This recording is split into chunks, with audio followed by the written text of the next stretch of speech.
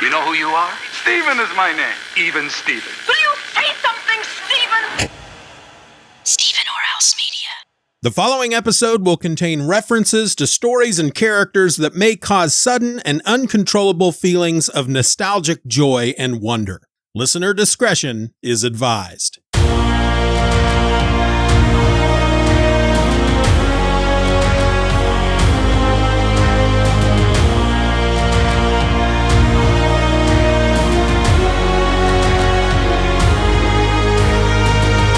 Here it is, folks. Wash the dog and slop the hog. It's time for Event Orr Else, the comic book show where I go through most every major Marvel and DC event, one issue at a time, one episode at a time, because honestly, the heart wants what the heart wants.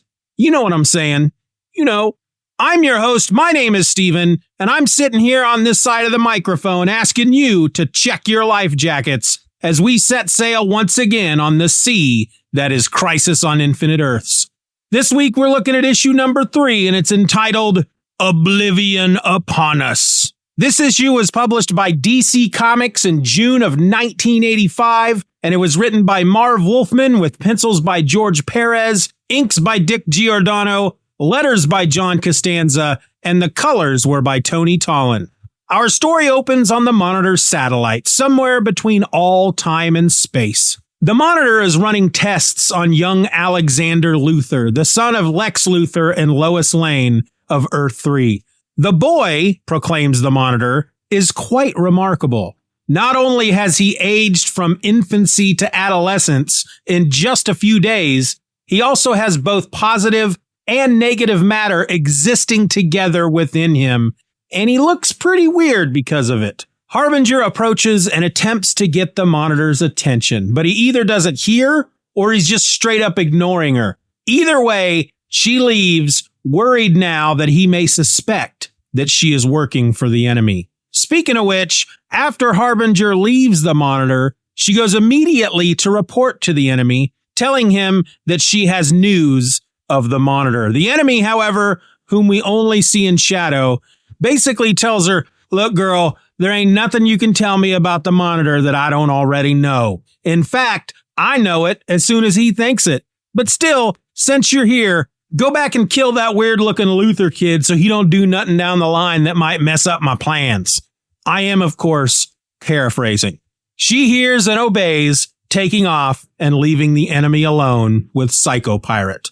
Double P, for that's what I'm going to call Psycho Pirate, worries over Harbinger, telling his master that she's unstable and asks that the big man might allow him to instill a bit of blind loyalty in her. But no, the enemy doesn't want that. He knows she's going to do what he requires. Heck, before long, she's even going to kill the Monitor. And here's the thing, that alone is good enough for the enemy to keep her breathing and all that. Again, I'm paraphrasing. Cut to the future on Earth 1 where the Flash is running in the rain and he's anything but happy about it. He's been living in the future now for a month of happiness and a month of hope. But suddenly, things are starting to go a bit pear-shaped. The weather has gone crazy, there's volcanic activity in the middle of Central City, and then, just when the Flash thought it couldn't get any worse, the antimatter wave appears and begins to annihilate Earth 1 and its surrounding universe. All he can think to do is to vibrate at the proper frequency and escape into time. Meanwhile, in the present on Earth 1, July 1985, the very same antimatter wave just keeps trundling on through all timelines at once. Both the Teen Titans and the Outsiders are on hand to try and stem the tide, or at least attempt to save as many people as they can. Batman and Superman quickly arrive on the scene, but there really isn't much they can do against the antimatter. The Flash, traveling back through time from the future, materializes before them, bringing with him news of all the crap going down in the future, which is all the same crap that's going down in the present, but the Flash is just a little too far into panic mode to notice. But before the Flash can materialize fully, something goes wrong. He's suddenly trapped within the energy that's surrounding him. Batman realizes that if he doesn't do something to save the Flash, that this will lead to the Flash's apparent demise that Batman witnessed in issue 2. But before he can reach out and try to pull the Flash free from the energy, Jericho of the Teen Titans and 5-time winner of the Best Looking Superhero Mutton Chops Award knows that something seriously bad is going to happen to the Caped Crusader if he touches that energy. And so he tackles Batman to the ground. The Flash, in the meantime, goes all stretchy and he vanishes as he screams for help. Meanwhile, out in space, far beyond our solar system, Brainiac, the living computer, sits in his skull-shaped spaceship and analyzes the antimatter wave that's destroying the universe.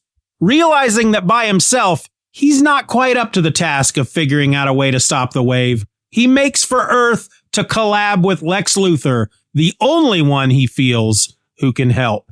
From there, we travel back in time to the spring of 1944, where the small, fictional nation of Markovia is falling under the boot heels of the Nazi war machine. Most, if not all, of DC's World War II military characters are there to fight back. And in the middle of it all stands one of the Monitor's towering devices.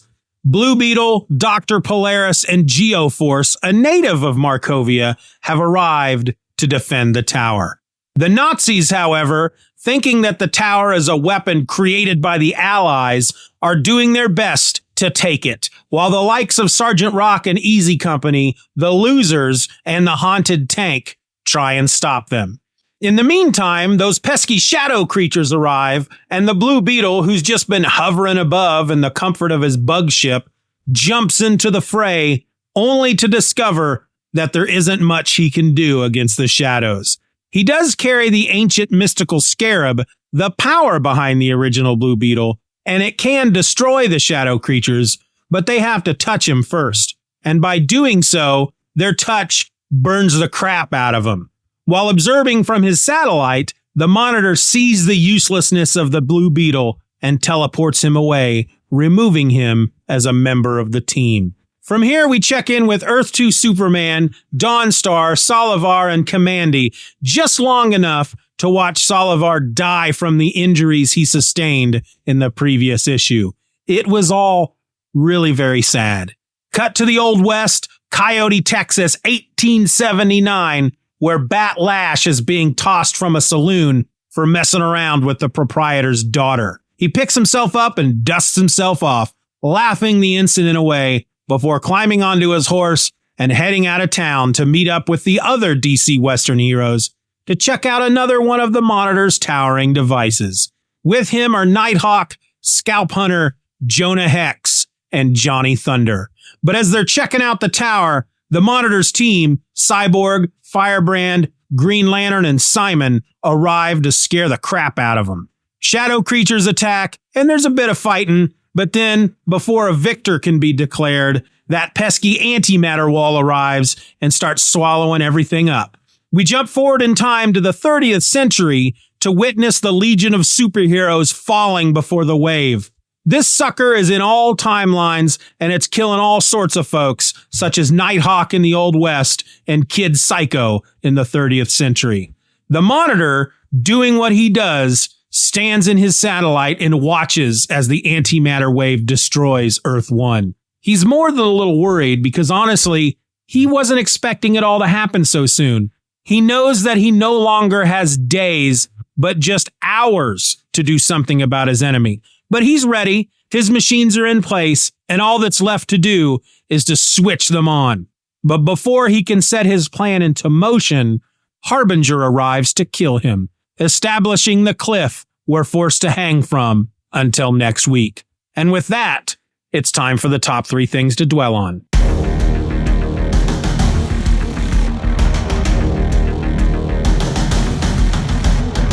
The top 3 things to dwell on are 3 moments or aspects of the book that I feel need to be given just a bit more thought. Funny or stupid, exciting or dull, it's up to me to bring them to your attention. Thing to dwell on number 3, why's the boy gotta be naked? As the issue opens, the Monitor is running tests and whatnot on young Alexander Luthor, and the boy is straight up naked. He's in a glass bubble, he ain't got a stitch of clothing on, and the Monitor's just watching him. He's running his tests, and the boy just has to sit there, naked as the day he was born, and take it. Sure, I'm willing to bet that the Monitor doesn't have kids' clothing just laying around for situations like this. But come on, throw the boy a flippin' blanket or something. Thing to dwell on number 2, so long, Blue Beetle. Now, I'm a big fan of Ted Kord, Blue Beetle. To me, he's the sunny side of Batman. And for that reason alone, he will always hold a special place in my heart. So I'm sure you can understand how excited I was for the Blue Beetle to be included on the Monitor's team. And yet, here we are, just 3 issues in, and they've basically said he's useless, and they've sent him home. That hurts. It hurts deep down in my heart, and frankly, it's all I can do at this point to continue on with the event, knowing that they pulled a fast one on me. I mean, we learn here that the only reason the Monitor chose the Blue Beetle in the first place was due to the mystical scarab, and yet, once he realizes that Ted can't really wield the scarab against the shadow creatures without getting seriously hurt, he's all like, made a mistake, and benches him. So long, Blue Beetle. I hope you return. Thing to dwell on number 1, I have to know more about Kid Psycho.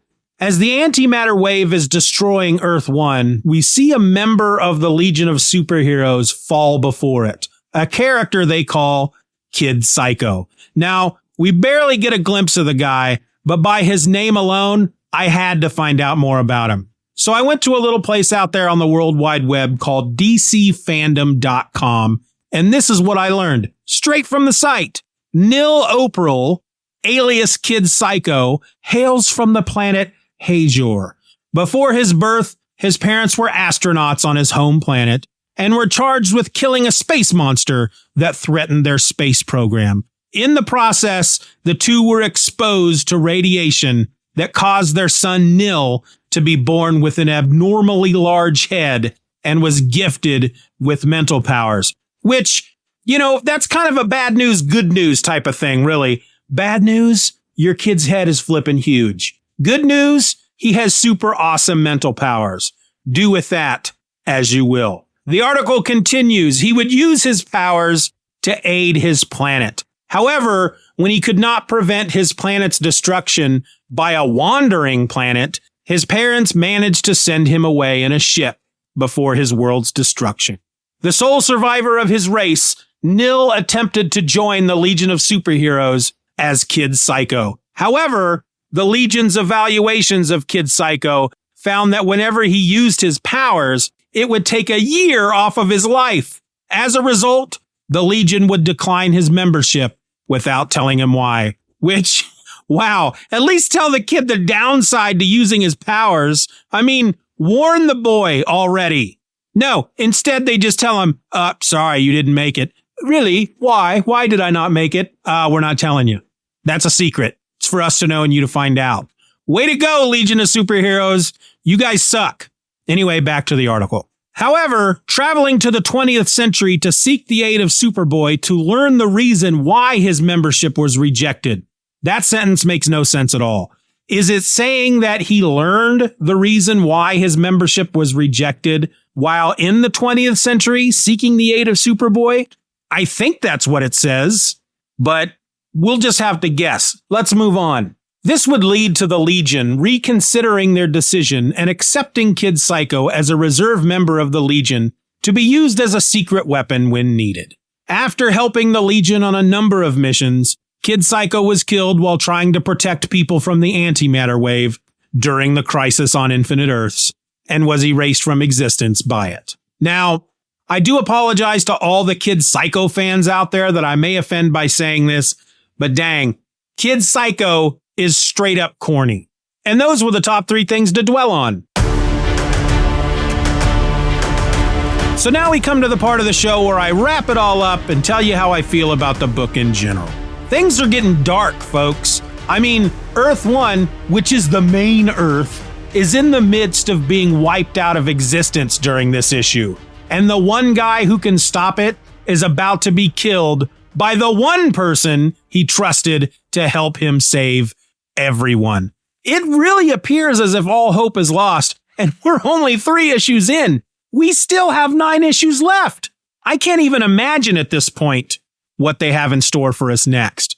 Beyond that, I'm still really enjoying this tour through the DC universe. We got the World War II comics and the Western comics in this issue, which was fun, but I wish there could have been more. But obviously, they have a lot of story to tell, and the DC Multiverse at this point is really quite vast. So I can't imagine them trying to get all of it in there. But just these moments from the history and the future of Earth 1 are pretty darn neat.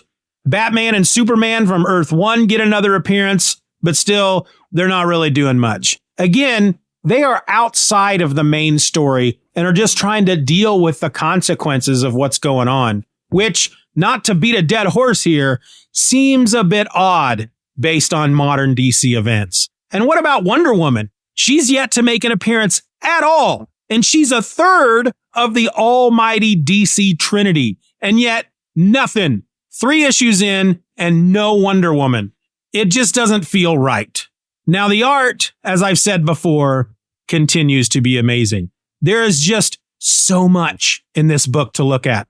My son, who's almost 19, used to just sit and pore over this book back when he was just a little guy before he'd even learned how to read. I had a copy of the trade, and he would spend great lengths of time slowly turning the pages and just swimming in all of the colorful characters. And honestly, can you blame him?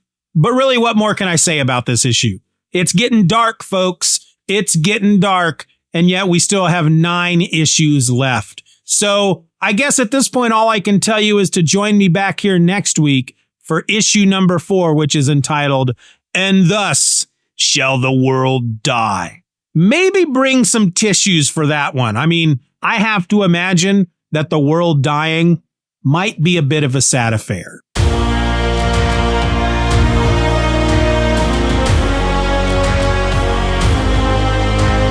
I want to thank you for listening to this episode of Event Orr Else. Questions and comments can be directed to eventorelse@gmail.com.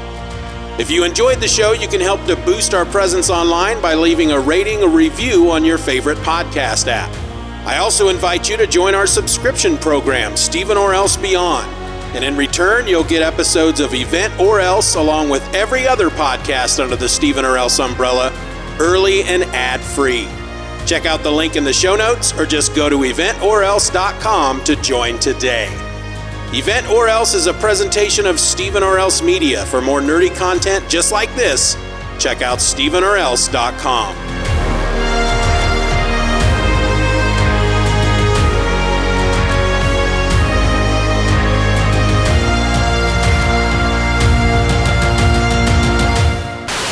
Here it is, folks. Wash the dog and slop the hog. It's time for Event Orr Else, the comic book show where I go, I need a big breath there.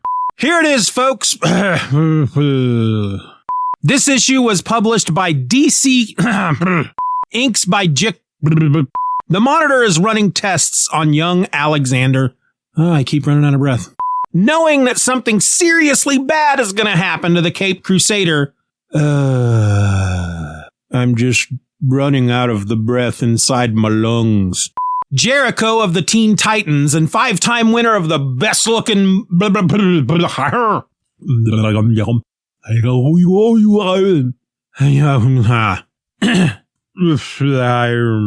He's worried as he wasn't expecting it all to happen so soon.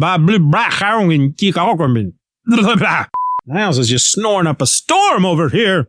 Niles is my dog. I just don't think I can move through life knowing that a guy named Steeven did this to me. How could you let this happen, Steeven? Your podcast sucks. What's the next event?